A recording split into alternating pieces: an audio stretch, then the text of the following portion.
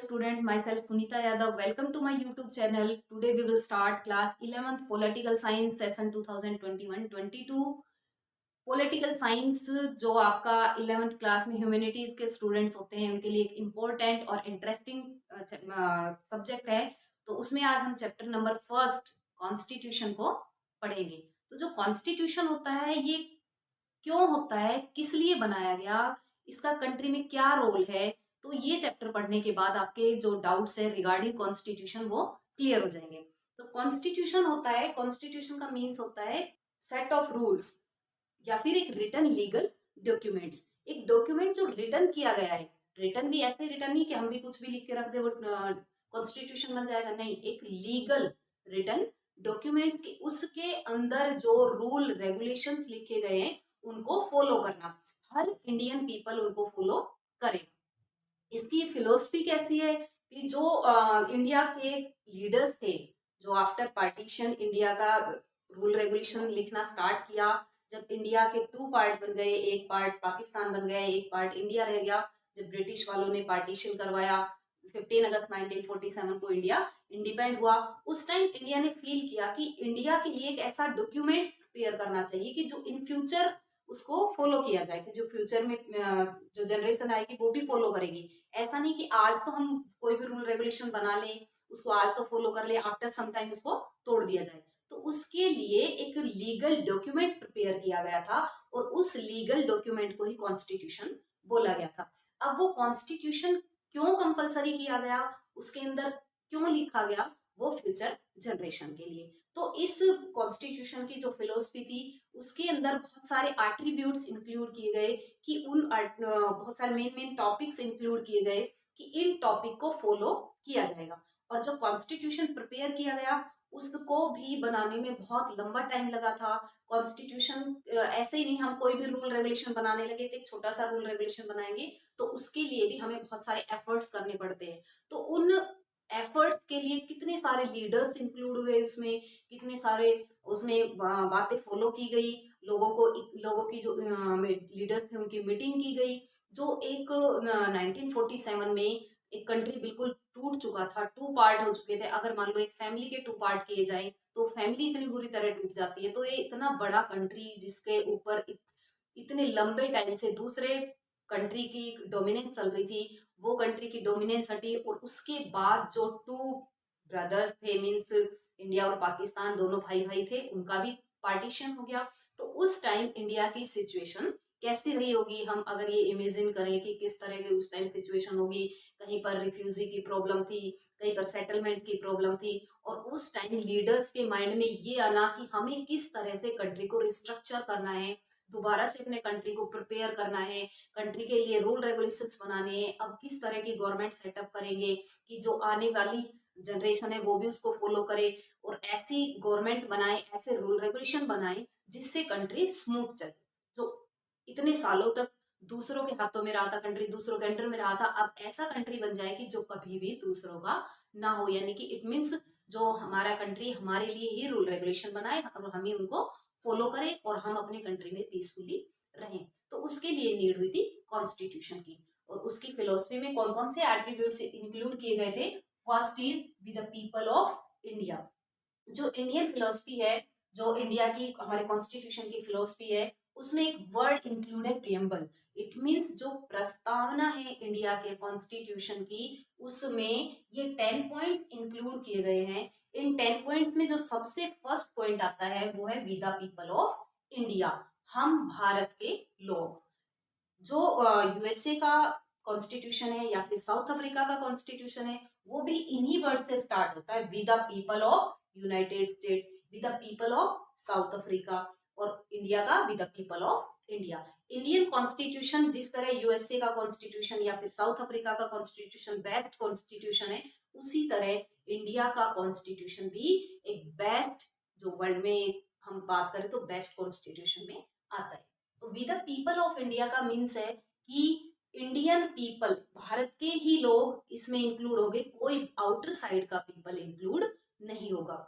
Second point आता है सोवन country.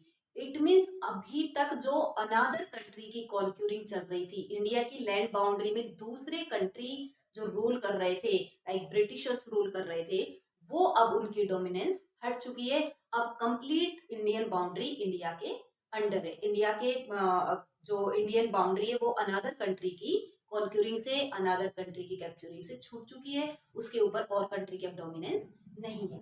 Next आता है socialist. Socialist means India country है, इसमें समाज की या फिर हम कह सकते हैं कि गवर्नमेंट ऐसे रूल रेगुलेशंस बनाएगी जो लोगों के वेलफेयर के लिए हो।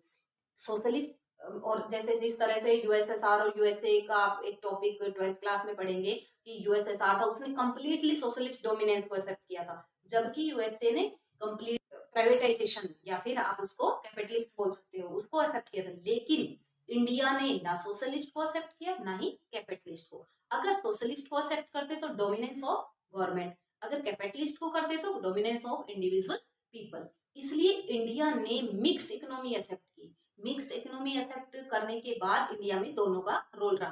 तो सोशलिस्ट मीन की जो गवर्नमेंट है वो इंडियन पीपल के लिए, वेलफेयर के लिए वर्क करेगी, इंडिया के पीपल का रोल रहेगा उसमें। नेक्स्ट आता है फोर्थ, सेक्युलर। सेक्युलर मीन्स क्या होता है? सेक्युलर मीन्स कोई भी पर्सन किसी भी रिलीजन को एक्सेप्ट कर सकता है, किसी भी रिलीजन को वो छोड़ सकता है। ऐसा नहीं कि भाई जो मुसलमान है वो हिंदू नहीं बन सकता, किसी की भी मर्जी। नेक्स्ट फिफ्थ पॉइंट आता है डेमोक्रेटिक।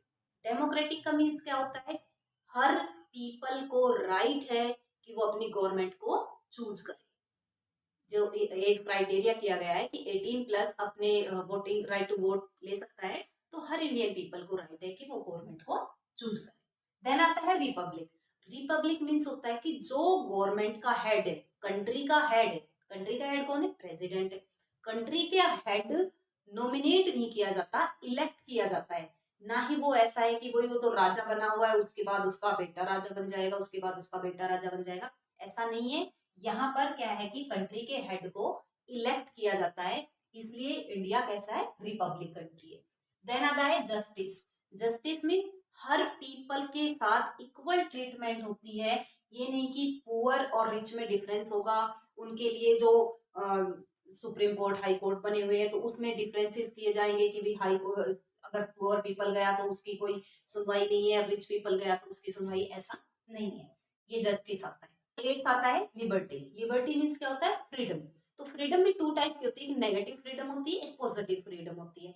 तो नेगेटिव फ्रीडम मीन्स तो होता है कि किसी तरह की कोई रिस्ट्रिक्शन नहीं होना, और पॉजिटिव फ्रीडम होता है कि फ्रीडम मिलना बट कुछ रिस्ट्रिक्शंस के साथ। तो जो पॉजिटिव लिबर्टी है वो इंडियन पीपल को दी गई है, यानी कि गवर्नमेंट की या फिर हमारे रूल रेगुलेशन होंगे उनको माना जाएगा और फुल फ्रीडम हर पर्सन को दी जाएगी। नेक्स्ट आता है इक्वेलिटी। इक्वेलिटी मीन्स जो इंडियन कंट्री के पीपल है वो सब इक्वल है, रिच पुअर का डिफरेंस नहीं है। ना ही कोई ऐसा है कि जो एससी बीसी दलित है उनका जो कास्टिज्म का ये डिफरेंस है वो सब खत्म कर दिया गया है। जब से इंडिया इंडिपेंडेंट हुआ है हर तरह की फैसिलिटी इंडियन पीपल को प्रोवाइड कर दी गई है।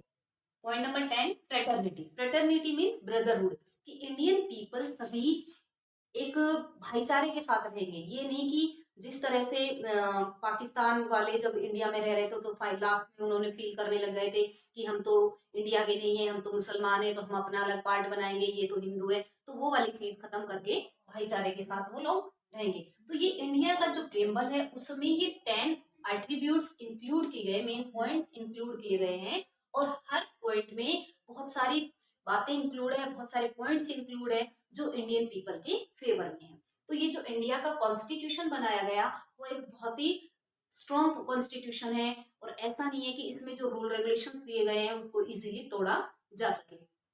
इसकी नीड इसलिए हुई थी कि आगे फ्यूचर में जो भी गवर्नमेंट आएगी तो किसी तरह की डिक्टेटरशिप ना करे। यहाँ पर इलेक्शन होते हैं, एवरी 5 ईयर इलेक्शन होते हैं। अगर मान लो हमारे रूल रेगुलेशन नहीं बनते, हमारा कॉन्स्टिट्यूशन नहीं होता, तो एवरी 5 इलेक्शन नहीं होते। कोई भी ऐसा पर्सन जिसके डोमिनेंस है तो वो तो अपने आप को लाइफ टाइम के लिए प्रेसिडेंट बनवा लेता, लाइफ टाइम के लिए प्राइम मिनिस्टर बनवा लेता। तो इसके लिए क्या किया गया है कि रूल रेगुलेशंस बनाए गए हैं, जो एक डॉक्यूमेंट्री रूल रेगुलेशन बना के उसको रखा गया है। चेंज हो सकते हैं कॉन्स्टिट्यूशन में, वो हम आगे डिस्कस करेंगे इसी चैप्टर में कि किस तरह से जो इंडिया का कॉन्स्टिट्यूशन है उसमें चेंज हो सकते हैं। ना तो वो चेंज इतने इजी होते हैं ना इतने हार्ड है कि हो ही नहीं सकते, और ऐसा भी नहीं है कि डेली उसमें चेंजेस कर सके, वो हम आगे डिस्कस करेंगे। अब नेक्स्ट हेडिंग जो आती है वो क्या है, composition of the constituent assembly. Constitution का मीनिंग पढ़ लिया आपने, उसमें कौन कौन से प्रियम्बल में एट्रीब्यूट्स है वो पढ़ लिए। कॉन्स्टिट्यूएंट असेंबली क्या होती है कि जब कॉन्स्टिट्यूशन प्रिपेयर किया गया तो उस टाइम ऐसा तो है नहीं कि भाई जवाहरलाल नेहरू उस टाइम बड़े लीडर थे, उन्होंने अकेले ने बैठ के लिख दिया कि हो गया मेरा तो कॉन्स्टिट्यूशन तैयार, इसको फॉलो कर दिया जाए, ऐसा नहीं था। उस टाइम एक असेंबली बनाई गई। असेंबली होती है कि जिसमें बहुत सारे पीपल इंक्लूड होते हैं, और उस कॉन्स्टिट्यूएंट असेंबली की कंपोजिशन की गई कि किस तरह से पीपल इलेक्ट किए जाएंगे या नॉमिनेट किए जाएंगे, कहाँ से कितने पीपल लिए जाएंगे, उन जो लीडर्स लिए जाएंगे उन लीडर्स को किस क्राइटेरिया पर रखा जाएगा। तो ये सारी चीजें इंक्लूड है कंपोजिशन ऑफ कॉन्स्टिट्यूएंट असेंबली में। अब हम इसमें डिस्कस करते हैं कि टोटल कितने मेंबर थे, कितने मेंबर कौन सी साइड से आए। तो सबसे पहले टोटल मेंबर की बात करते हैं तो 389 पीपल थे, 389 मेंबर्स थे कॉन्स्टिट्यूएंट असेंबली के। पीपल नहीं कहेंगे हम इसको, मेंबर कहेंगे। टोटल जो मेंबर्स थे वो कितने थे, 389। तो अगर कहीं भी आपका 1 मार्क्स का क्वेश्चन आता है कि टोटल मेंबर कंपोजिशन के टाइम कितने थे, 389। अब उस 389 में ये नहीं कि भाई कंप्लीट इंडिया में से 389 आ गए और ये उसका क्राइटेरिया नहीं रखा गया कि कहाँ से कौन से पीपल आएंगे, ऐसा नहीं। तो फर्स्ट इज 292 ब्रिटिश इंडिया से। अब यहाँ पर ये ब्रिटिश इंडिया और प्रिंसली स्टेट्स, ये दो वर्ड है, ये डिफरेंट है।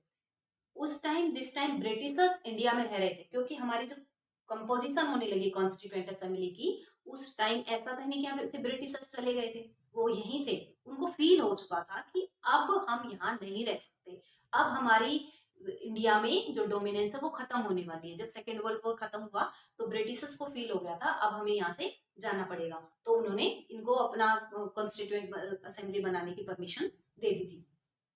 तो 292 ब्रिटिश इंडिया जहां जिस एरिया में ब्रिटिशर्स की डायरेक्ट कॉन्क्यूरिंग थी, डायरेक्ट उनका रूल चलता था, उसको तो बोलते थे ब्रिटिश इंडिया। और कुछ ऐसा एरिया था जिनके ऊपर उन्होंने, जो राजा महाराजा थे उस टाइम, वो वहां पर रूल करते थे और वो टैक्स देते थे, उसको बोला गया था प्रिंसली स्टेट्स। तो ये जो 292 मेंबर्स तो ब्रिटिश इंडिया से आए, 93 मेंबर्स प्रिंसली स्टेट से आए। अब बच गए 4 मेंबर्स। ये 4 मेंबर्स कहाँ से आए, जो अब हमारी यूनियन टेरिटरीज है, सेम वे उस टाइम होती थी चीफ कमिश्नरी, तो उन चीफ कमिश्नरी से आए 4 मेंबर्स। ये 4 चीफ कमिश्नरी थी, ये कौन सी थी, ये 4 चीफ कमिश्नरी अजमेर थी, और आपकी बलूचिस्तान, कुर्ग एंड दिल्ली, ये 4 आपकी चीफ कमिश्नरी थी उस टाइम। तो यहाँ 4 मेंबर किसके लिए आए, कॉन्स्टिट्यूएंट असेंबली के लिए। इट मींस 292 ब्रिटिश इंडिया से, 93 प्रिंसली स्टेट से एंड 4 मेंबर चीफ कमिश्नरी से। तो ये टोटल 389 मेंबर कॉन्स्टिट्यूएंट असेंबली की कंपोजिशन में रेडी हुई। देन आता है कि इनकी जो फर्स्ट मीटिंग हुई थी वो हुई थी 9 दिसंबर 1946। 9 दिसंबर 1946 को 389 मेंबर्स में से टोटल उस मीटिंग में 207 मेंबर ही अटेंड हुए।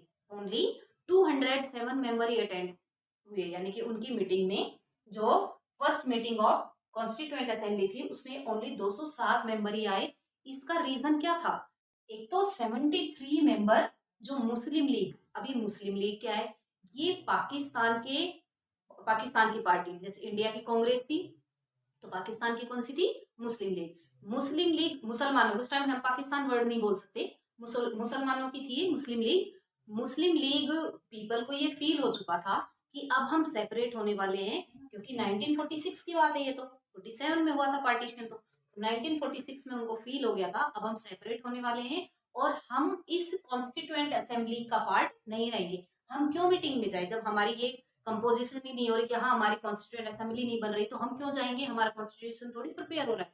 तो उन्होंने क्या किया, 73 मेंबर मुस्लिम लीग के नहीं गए। उसके बाद जो 93 मेंबर्स थे प्रिंसली स्टेट के, ये भी नहीं गए। इन्होंने क्या सोचा, इन्होंने ये सोचा कि आफ्टर पार्टीशन, कि जब पाकिस्तान और हिंदुस्तान बन जाएगा तो हमें क्या पता हम पाकिस्तान में जाएंगे कि हिंदुस्तान में, इसलिए इन्होंने भी पार्टिसिपेट नहीं किया।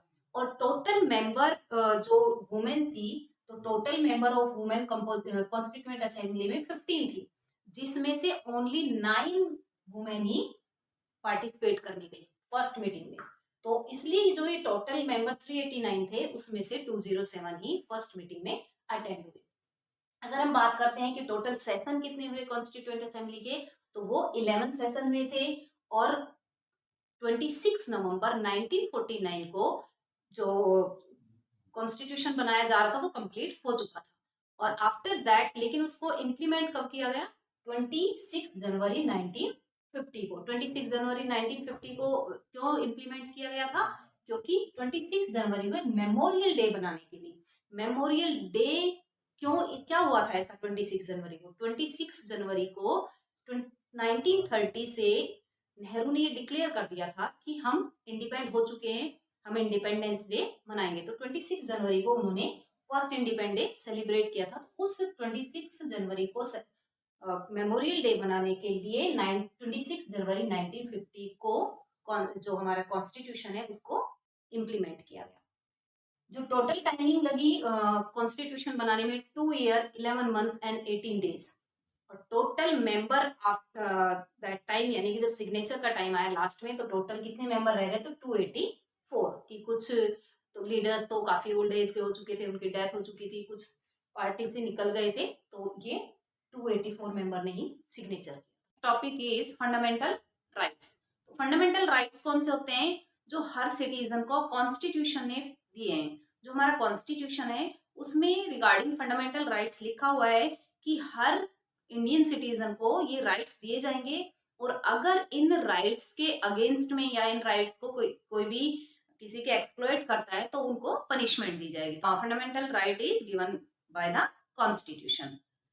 फंडामेंटल राइट्स को आर्टिकल 12 to 35 में दिया गया है और पार्ट नंबर 3 में। पार्ट जो इंडिया का पार्ट 3 है और आर्टिकल 12 to 35 है। अगर हम इसमें बात करते हैं 12, 13 आर्टिकल की, तो वो मीनिंग में इंक्लूड होंगे, जबकि जो आर्टिकल 14 to 18 है वो हमारे first fundamental right to equality में आता है। अब ये राइट टू इक्वलिटी क्या होती है? कि हर पर्सन लॉ के सामने इक्वल है।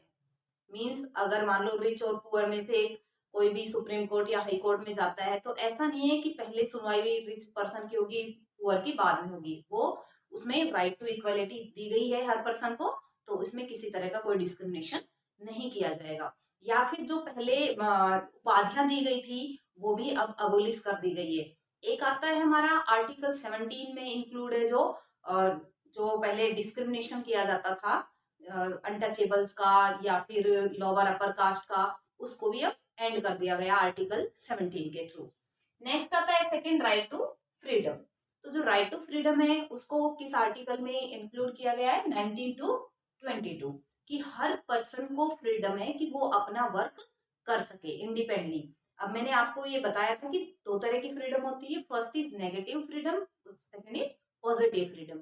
जो नेगेटिव फ्रीडम होती है उसमें कोई किसी भी तरह की रिस्ट्रिक्शन नहीं होती। लाइक किसी पर्सन ने किसी को गोली मार दी, उसको कोई पनिशमेंट नहीं मिली, तो ये नेगेटिव फ्रीडम हुई। लेकिन इंडिया में नेगेटिव फ्रीडम नहीं दी गई है, पॉजिटिव फ्रीडम को दिया गया है।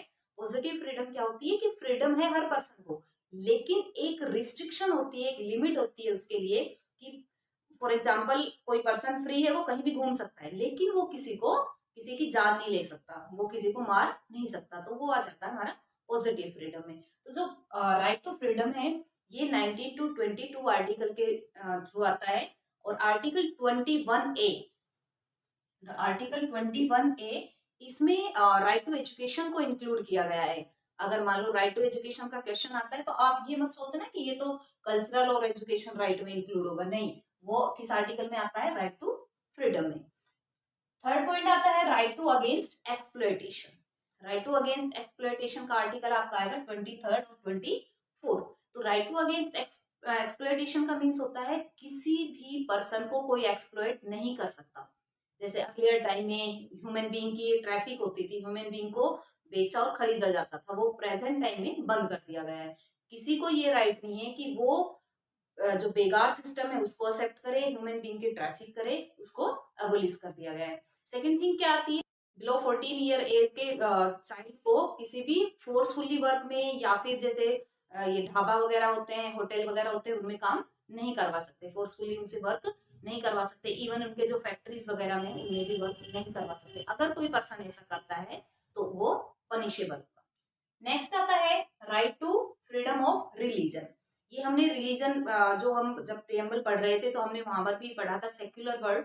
तो सेक्युलर में क्या था कि कोई भी पर्सन किसी भी रिलीजन को एक्सेप्ट कर सकता है। तो यहाँ पर जो हर इंडियन पीपल को right to freedom of religion है वो आर्टिकल 25 से लेकर 28 तक दिया गया है कि हर पर्सन को राइट है वो किसी भी रिलीजन को एक्सेप्ट कर सकता है। Even according to religion base वो अपने घर में या अपनी कम्युनिटी में कुछ भी सेटअप कर सकता है, लेकिन वो लार्ज लेवल पर नहीं कर सकता क्योंकि इंडिया सेक्युलर कंट्री है।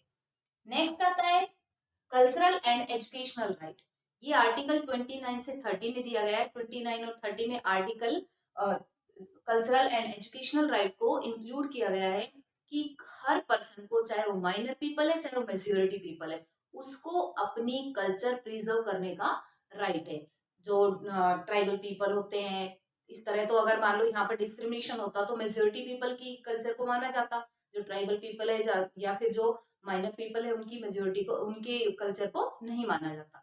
इसलिए जो हमारा फंडामेंटल राइट बनाया गया इसमें इस राइट को भी इंक्लूड किया गया है और आर्टिकल 29-30 में इसको इंक्लूड किया गया है। नेक्स्ट लास्ट और सबसे इंपॉर्टेंट आर्टिकल आता है right to constitutional remedies.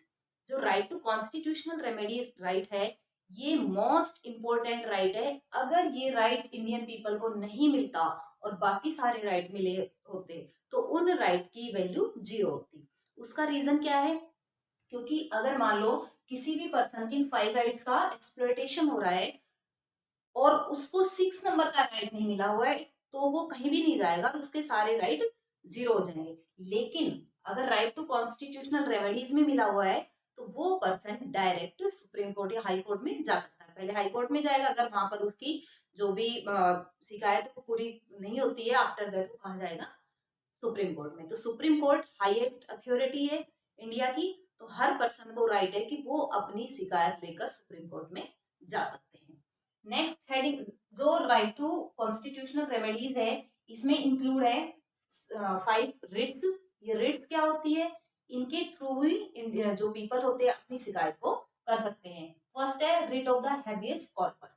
Writ of the habeas corpus इसका मीन्स होता है किसी भी पर्सन को जब इलीगल वे में अरेस्ट कर लिया जाता है तो उस पर्सन की जो शिकायत है, उस पर्सन ने जो अपनी बात बताई है तो उसको सुनने के लिए supreme court high court order देते हैं। Writ of the mandamus. Writ of the mandamus का मीन्स होता है जब कोई भी पर्सन अपने वर्क को सही ढंग से नहीं कर रहा है तो इसके against direct high court supreme court में शिकायत की जा सकती है। नेक्स्ट आता है रिट ऑफ द प्रोहिबिशन। जब लोअर कोर्ट में कौन सा आता है? हाई कोर्ट आ जाता है। हाई कोर्ट अपने वर्क से बाहर निकलकर जब काम करता है तो सुप्रीम कोर्ट उसको ऑर्डर देता है कि आप अपने लिमिट में रहकर काम कीजिए, आप इससे एक्स्ट्रा काम मत कीजिए। 4th नंबर का आता है writ of the secretary. It means जब हाई कोर्ट से कोई सॉल्यूशन नहीं होता किसी भी केस का, किसी भी वर्क का, तो वो उसको किसको दे देता है?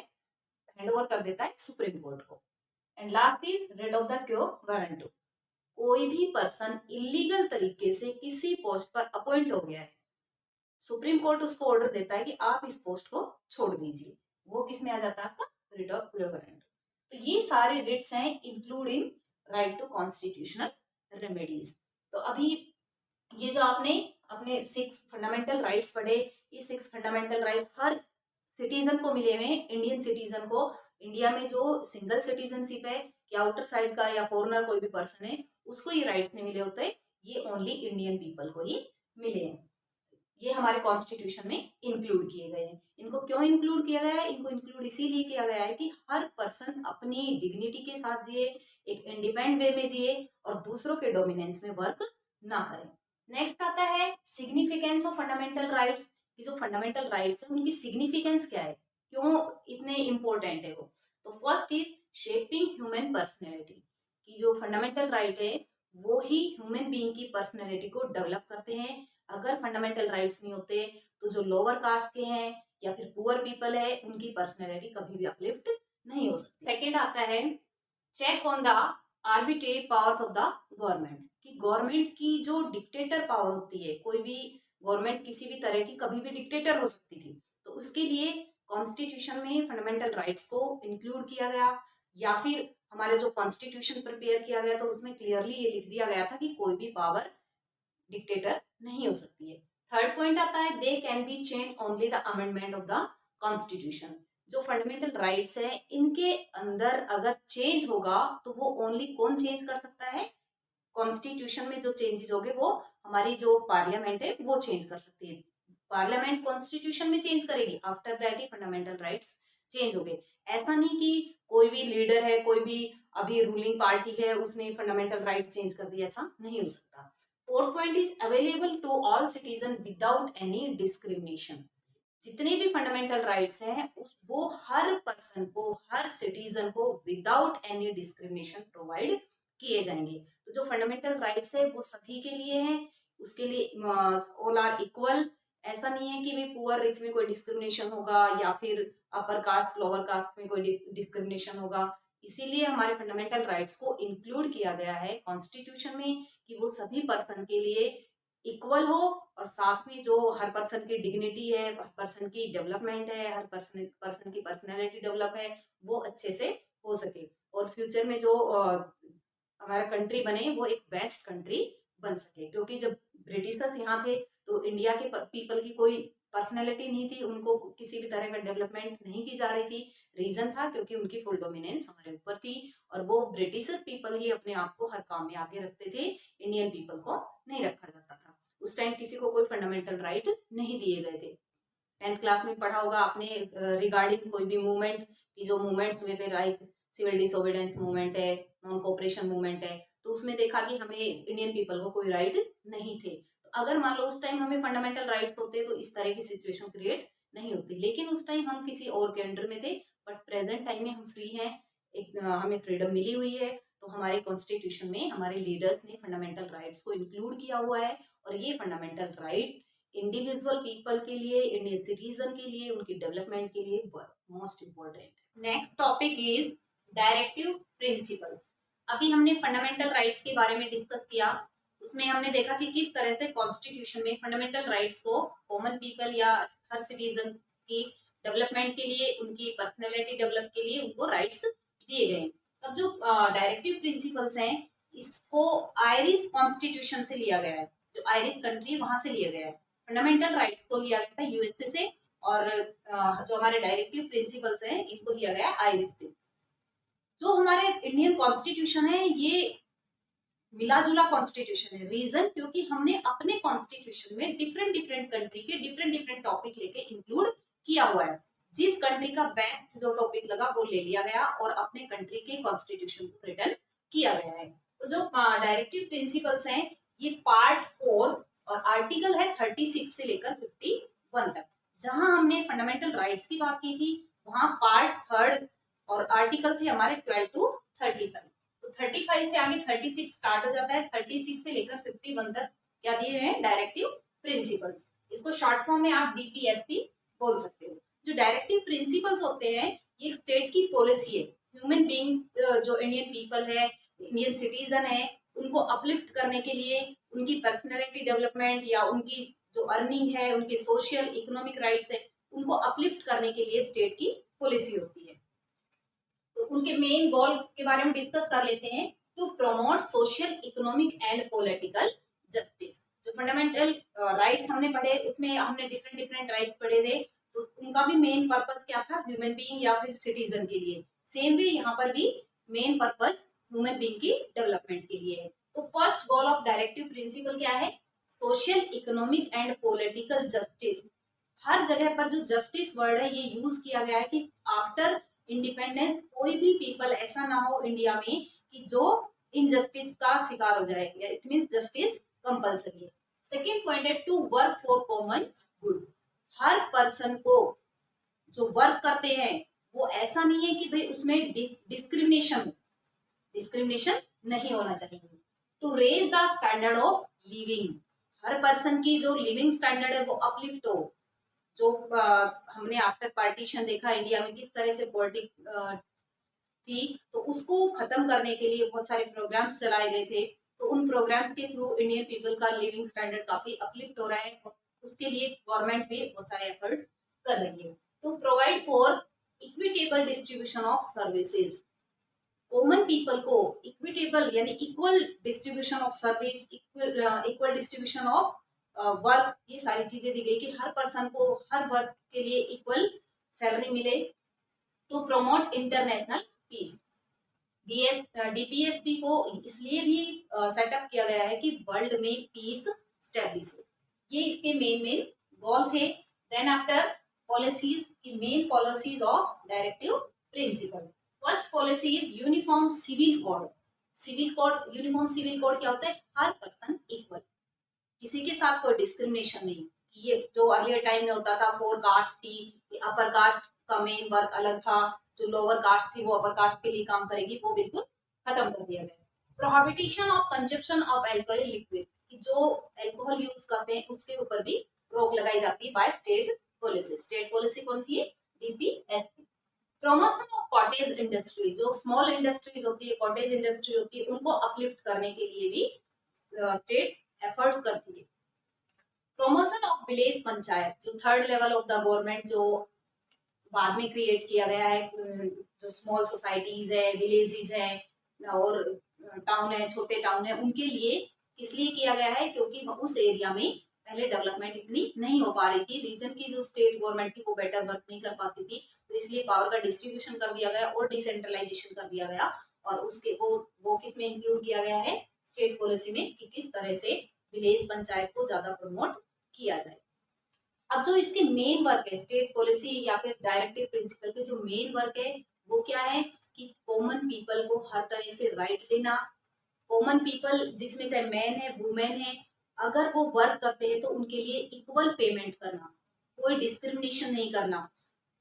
कहीं भी जा रहे हैं तो किसी भी तरह का अगर उनके साथ डिस्क्रिमिनेशन होता है according to caste, according to colour, according to race, तो उसको बिल्कुल खत्म कर दिया गया है। जो डायरेक्टिव प्रिंसिपल्स होते हैं ये नॉन जस्टेबल होते हैं, जबकि फंडामेंटल राइट्स है वो जस्टेबल होते हैं। अब इसका मेन पर्पस क्या है? कि वो जस्टेबल है और ये नॉन जस्टिसेबल है।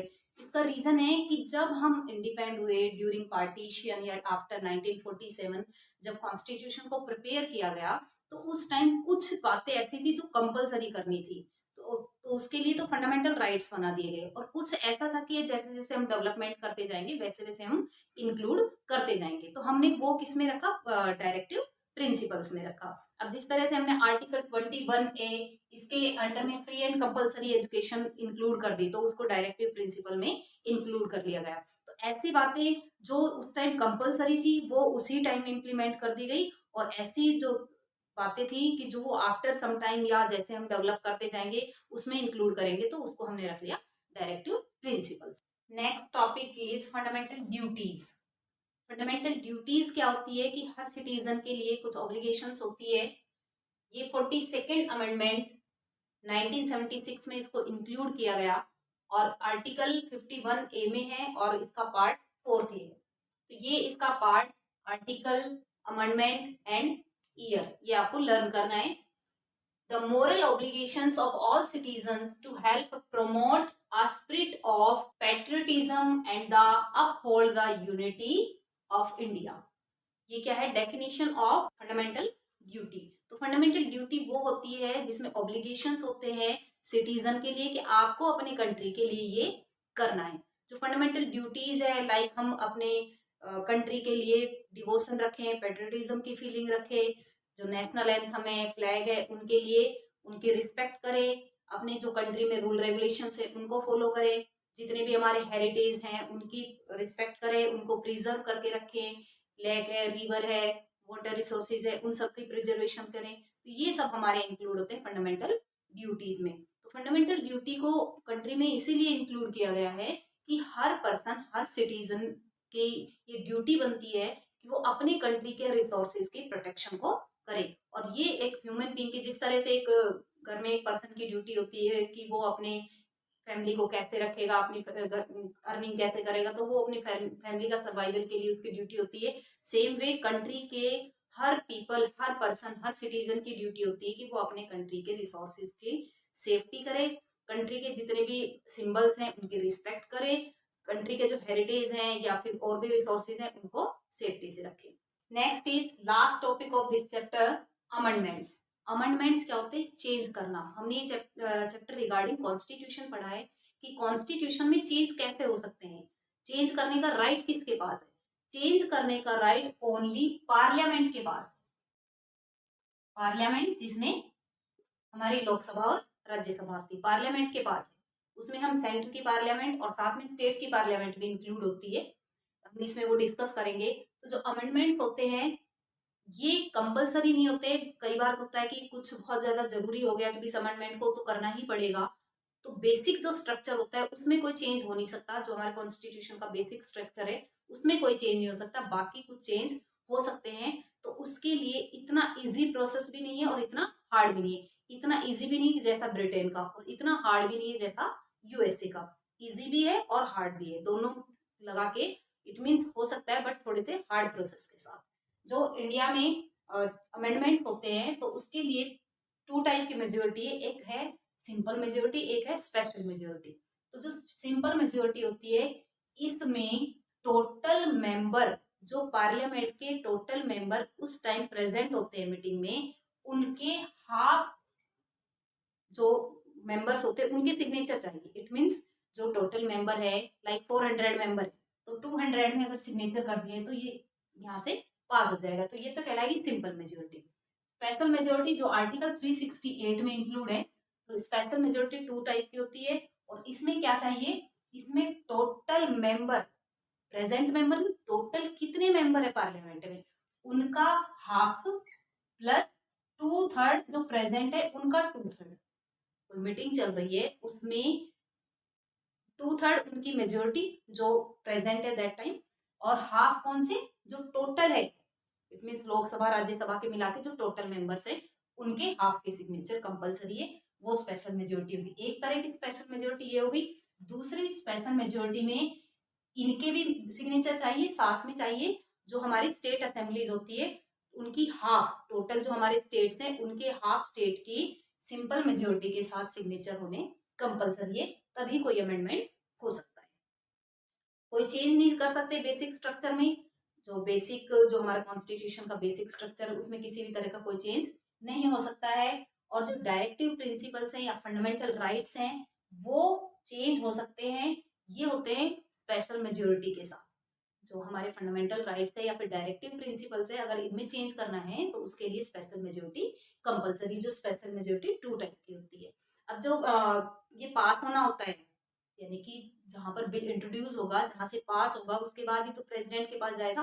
पहले तो बिल कहलाएगा, उसके बाद जब प्रेसिडेंट के सिग्नेचर हो जाएंगे तभी तो वो लॉ बनता है। तो सबसे पहले जो बिल होता है चाहे वो लोकसभा में पास हो सकता है या फिर राज्यसभा में, regarding to amendments of constitution.